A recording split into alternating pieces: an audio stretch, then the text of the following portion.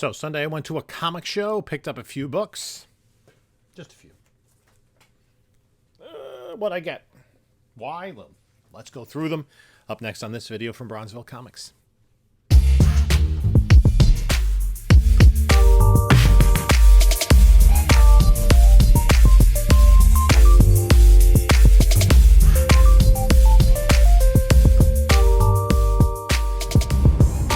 We are making our way to the Wayne Comic Show. This is run by the same folks that do the Clifton Show. For me, it's a little bit further of a drive. It's the same folks. They do this, both of these shows about once a month. It's all comics. So it's a good place to go, see some people you know, end up talking comics as much as buying comics. And here we are. Always kind of sneaks up on me. And we do have a comic show today. So let's find a parking space. It's rainy, but we have some indoor hunting to do.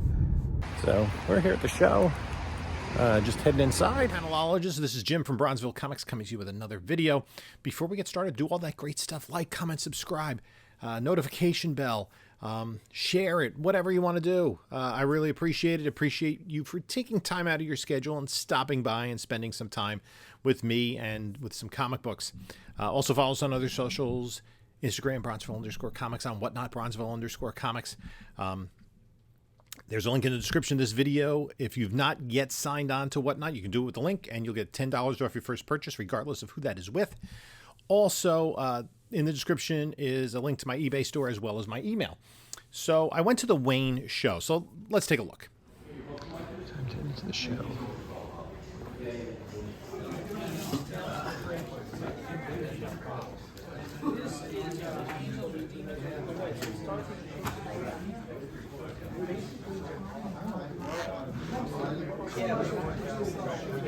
How you doing today? That makes it better. Good. Oh, that worked.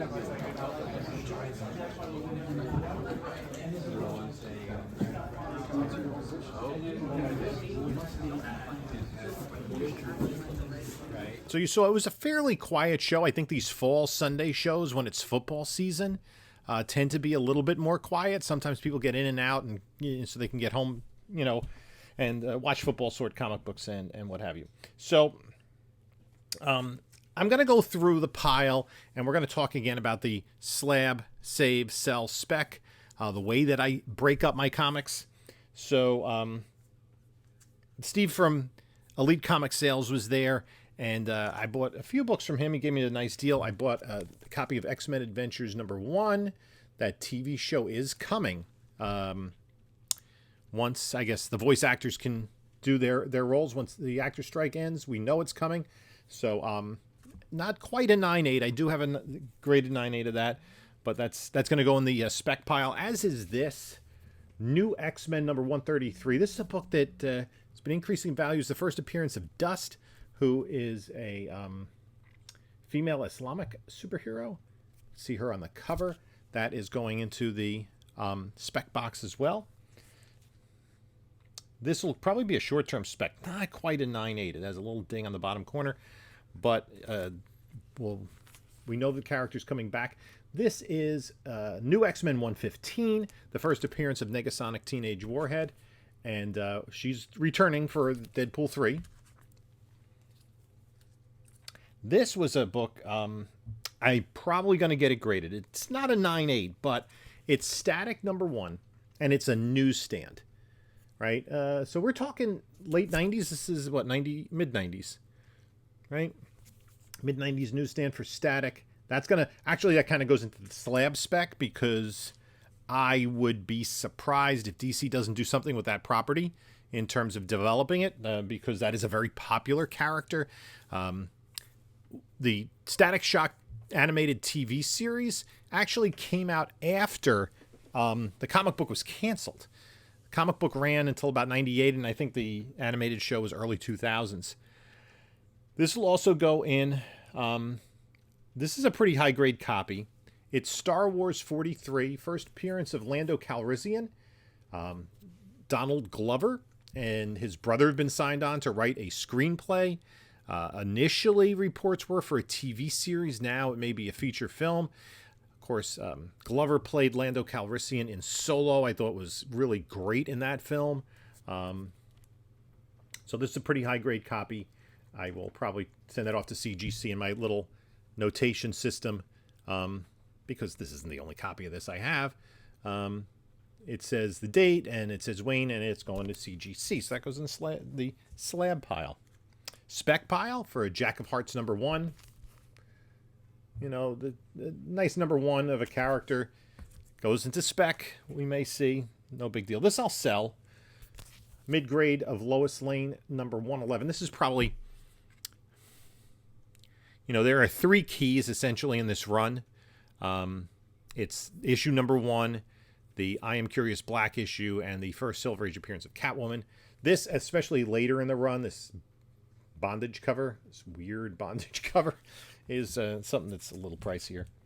This I grabbed. This I'm selling. I already have a copy of this in higher grade, but this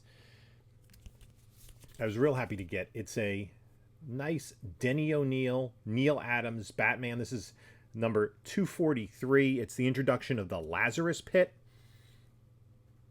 So it does have, it's a mid-grader. Does have some wear and a little crease up there, but a nice solid collecting copy.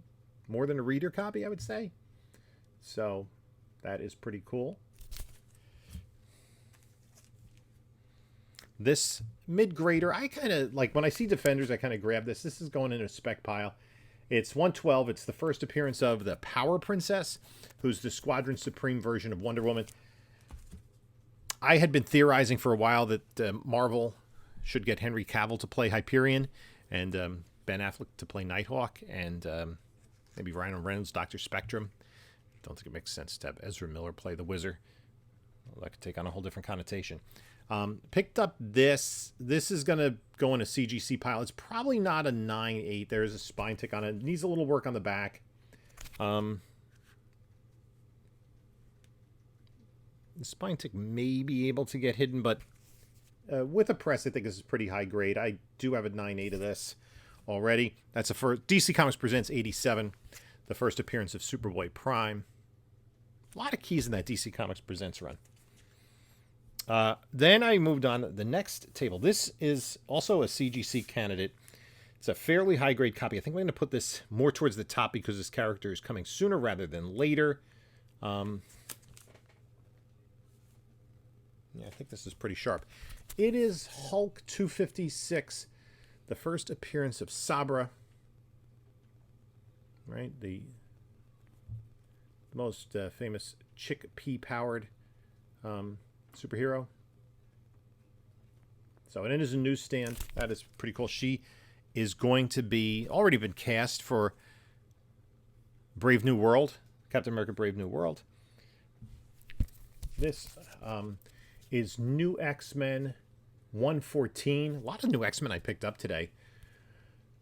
First appearance of Cassandra Nova. Rumors that that character will be in the Deadpool 3 movie. So this might also get bumped to the top of the spec pile. So then I was going around. I spent more time just talking to people, talking to dealers, than anything else. One guy had like a $2 bin and a $5 bin. So I picked some $2 books out. Legion of Superheroes 300. Pretty nice copy. I'll sell that. Dazzler number 4 with Dr. Doom on the cover. This one, Chuck Norris Karate Commandos number 1 in a newsstand. Mid-grader. This I'm actually going to put in a different pile. This is Amazing Spider-Man 261. Charles Vest cover. It has a pretty nasty spine roll. You can see. I took actually these books were not in bags. The structure of this book is pretty sound. I'm going to work on this. This might be like a book I kind of put in my experimenting with. Oh wait, I didn't even realize there's some paper loss there. Yeah, that's lower grade. Yeah, I'll experiment with that. And then this is another one. This is the origin of Ben Parker.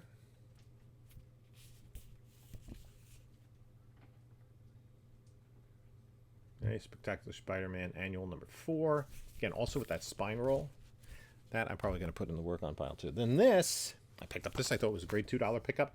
Defenders 14. This is where Submariner leaves and Nighthawk joins the team. Even the back is pretty nice. I got to rebag these. This is a gnarly spine roll. So I'm going to work on this. Swamp Thing number 6. I'm just going to kind of put this aside to work on. Look at that spine roll. But that'll come out real easily, and it's structurally pretty sound. I mean, there is dirt and everything on it.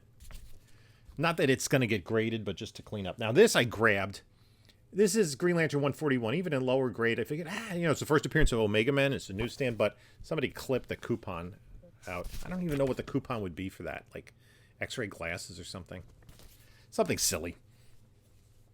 And then I dug into the $5 pile.